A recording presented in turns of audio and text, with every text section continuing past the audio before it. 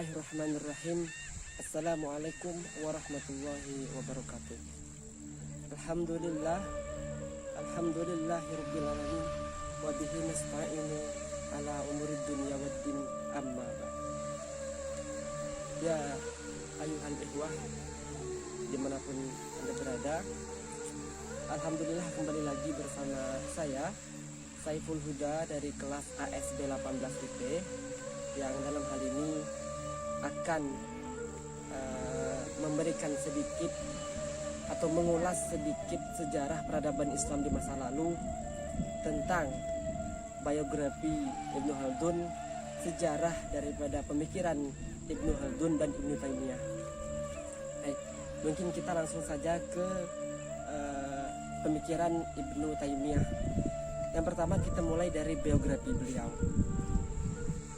Ibnu Taimiyah yang bernama Abul Abbas Taqiyuddin Ahmad bin Abdussalam bin Abdullah bin Taimiyah Al-Harani yang lahir pada tanggal 10 Rabiul Awal pada tahun Hijriah atau bertepatan dengan tanggal 22 Januari tahun 1263 Masehi, dan beliau wafat pada tanggal 22 Zulqa'dah tahun 728 Hijriah atau bertepatan dengan tanggal 26 September tahun 1328 Masehi. Nah, beliau Ibnu Taimiyah berasal dari keluarga religius. Ayahnya bernama Syihabuddin bin Taimiyah, adalah seorang syekh, hakim atau qadhi dan khatib. Kakeknya Majduddin Abul Birkan Abdussalam bin Abdullah bin Taimiyah Al-Harani adalah seorang ulama yang menguasai fikih, hadis, tafsir, ilmu usul dan penghafal Al-Quran atau seorang hafiz.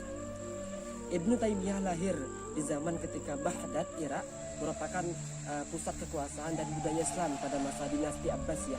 Nah, ketika beliau berumur 6 tahun, Ibnu Taimiyah ini dibawa ayahnya ke Damaskus, Suriah. Pada waktu itu karena adanya serbuan tentara Mongol kepada Irak. Nah, kita mulai masuk ke perkembangan dan hasrat keilmuan beliau.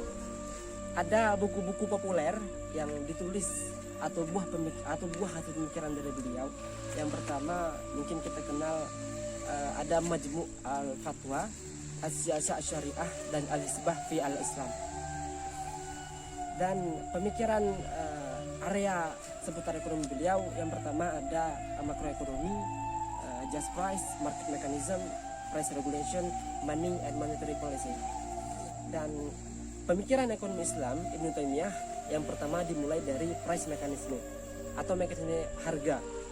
Nah, beliau berpendapat bahwa naik turunnya harga itu tidak selalu disebabkan oleh tindakan sewenang-wenang dari penjual.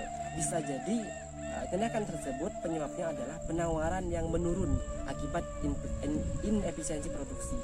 Nah, penurunan jumlah impor barang-barang yang diminta atau juga tekanan pasar.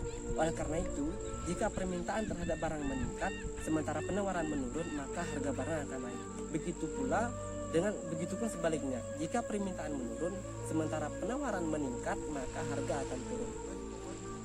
Nah, kelangkaan atau melimpahnya barang mungkin disebabkan tindakan yang adil dan mungkin juga disebabkan oleh ulah orang tertentu secara tidak adil atau perbuatan zalim. Nah, yang kedua kita masuk ke just price atau harga yang adil.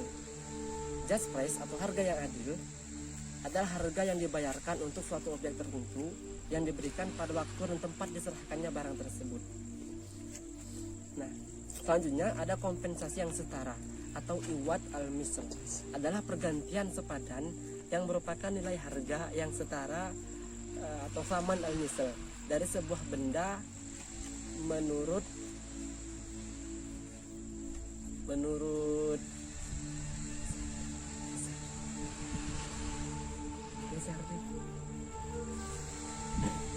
ada istiadat. Nah, lalu ada prinsip la doror atau tidak melukai dan tidak merugikan orang lain. Selanjutnya ada konsep harga yang adil. Menurut Ibnu Taimiyah hanya terjadi pada dasar kompetitif atau perfect competitive market. Ibnu Taimiyah mengungkapkan bahwa jika masyarakat menjual barang dagangannya dengan harga normal, artinya kenaikan harga dipengaruhi oleh kurangnya persediaan barang karena menurunnya suplai barang, maka hal seperti ini tidak mengharuskan adanya regulasi terhadap harga. Yang ketiga ada price regulation. Ibnu Taimiyah merekomendasikan penetapan harga atau taksir oleh pemerintah bila terjadi ketidaksempurnaan pasar atau distorsi pasar, seperti contohnya monopoli, adanya monopoli di suatu pasar. Yang keempat ada money theory atau teori uang. Ibnu Taimiyah menyatakan bahwa fungsi utama uang adalah sebagai alat pengukur nilai dan sebagai media untuk memperlancar pertukaran barang. Nah, di masa kehidupan Ibnu Taimiyah sempat terjadi penggunaan dua mata uang sekaligus. Yang pertama dirham. Dirham ini digunakan untuk transaksi yang bernilai besar, sedangkan yang kedua ada fulus. Nah, fulus ini digunakan untuk transaksi yang bernilai kecil. Di tengah penggunaan fulus secara luas pada masyarakat, pada saat yang bersamaan dirham semakin sedikit dalam kegiatan transaksi. Dirham semakin menghilang dari peredaran dan inflasi semakin melambung ditandai dengan semakin meningkatnya harga barang. Lalu kita beralih ke tokoh selanjutnya, yaitu Ibnu Khaldun. Ibnu Khaldun mempunyai nama panjang Abdurrahman Abu Zaid Waliyuddin Ibnu Khaldun. Beliau lahir di Tunisia pada tanggal 27 Mei tahun 1332 Masehi. Nah, nenek moyang Ibnu Khaldun adalah berasal dari Hadramaut Yaman Selatan dan kemudian hijrah ke wilayah 108 Hijaz sebelum datangnya Islam. Nah, nama Ibnu Khaldun ini adalah sebutan yang populer untuk dirinya, dinisbatkan kepada nama kakeknya yang ke-9, yaitu Al-Khalid. Khalid bin Utsman adalah nenek moyangnya yang pertama kali masuk Andalusia bersama para penakluk berkebangsaan Arab lainnya pada abad ke-8 Masehi. Ia menetap di Carmonora, sebuah kota kecil yang terletak antara segitiga Cordova, Sevilla dan Granada. Kemudian keturunan Khalid di Andalusia ini dikenal dengan sebutan Bani Khaldun, yang kemudian hari melahirkan sejarawan besar yang bernama Abdurrahman Ibnu Khaldun atau yang kita kenal Ibnu Khaldun. Nah, lanjut ke pemikiran ekonomi Islam daripada Ibnu Khaldun. Ibnu Khaldun berpendapat bahwa harus adanya keterkaitan ekonomi dan politik. Sebelum membahas pemikiran-pemikiran Ibnu Khaldun tentang ekonomi, perlu dibentangkan di sini pemikiran Ibnu Khaldun tentang keterkaitan antara ekonomi dengan politik atau negara dengan aspek-aspek lainnya.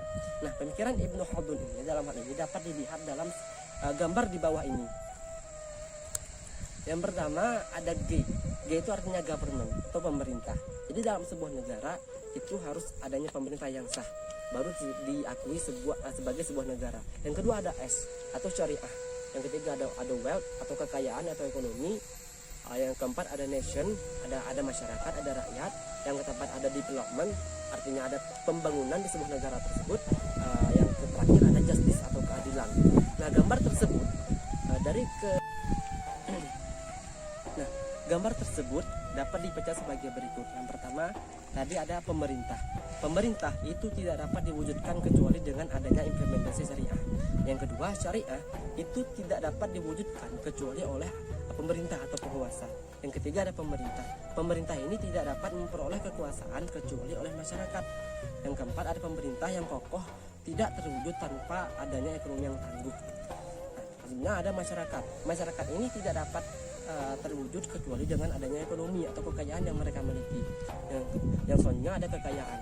Kekayaan tidak dapat diperoleh kecuali dengan adanya pembangunan, dan pembangunan tidak dapat dicapai kecuali dengan adanya keadilan, sebuah keadilan. Dan penguasa atau pemerintah bertanggung jawab untuk mewujudkan keadilan tersebut. Serta keadilan merupakan mizan yang akan dievaluasi oleh Allah Subhanahu wa taala di hari kiamat nanti.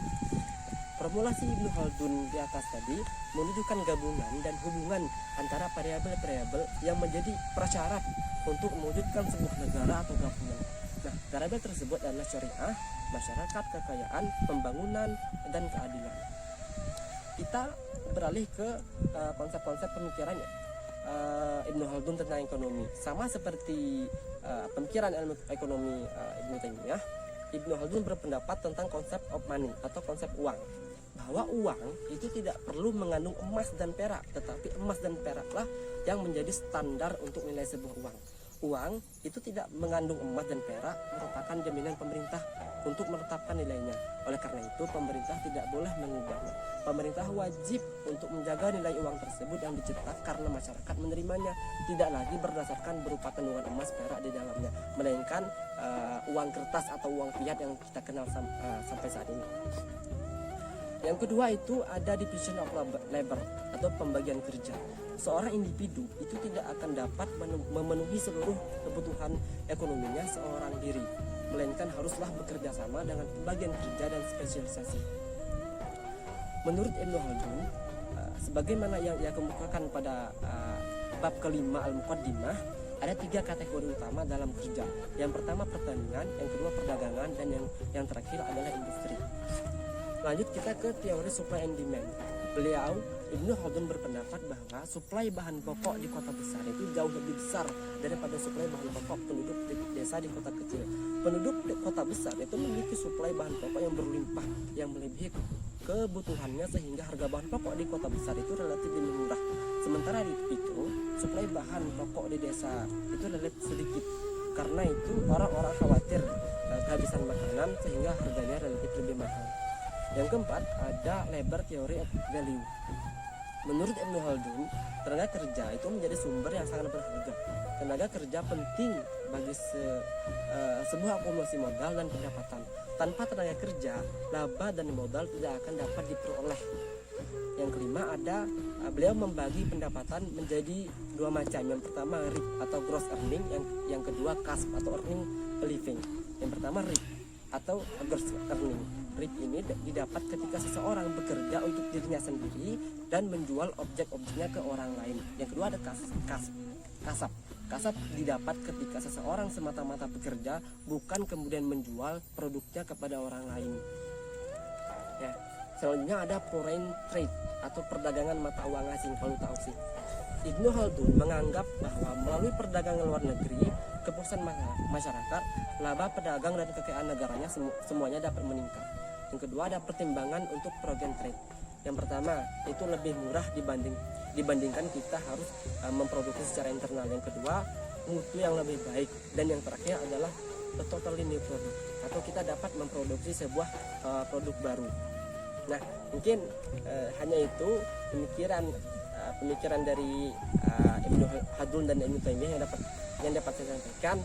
Kurang dan lebihnya saya minta maaf. Wabillahi taufiq wal hidayah. Wassalamualaikum warahmatullahi wabarakatuh.